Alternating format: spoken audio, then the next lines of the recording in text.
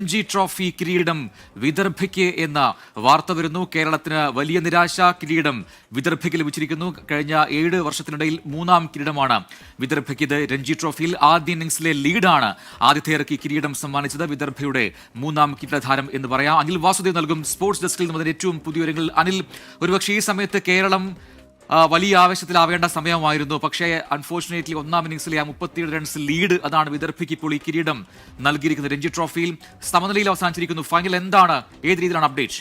പറഞ്ഞതുപോലെ തന്നെ ഒരുപക്ഷെ കേരളത്തിന്റെ ക്രിക്കറ്റ് ചരിത്രത്തിലെ ഏറ്റവും സുവർണ നിമിഷമാകേണ്ടിയിരുന്ന ഒരു സമയമാണ്, അല്ലെങ്കിൽ നമ്മൾ ഏറ്റവും കൂടുതൽ കൊണ്ടാടേണ്ടിയിരുന്ന ഒരു നിമിഷമാണ്.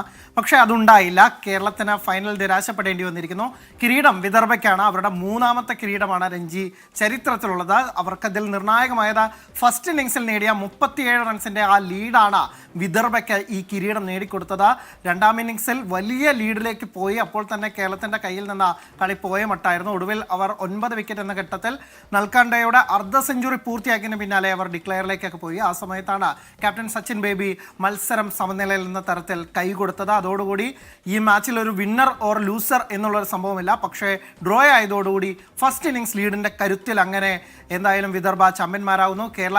കേരളം ആദ്യമായിട്ടാണ് രഞ്ജി ട്രോഫി ഫൈനലിലേക്ക് മുന്നേറുന്നത്. അതുതന്നെ ഒരു ചരിത്രമാണ്.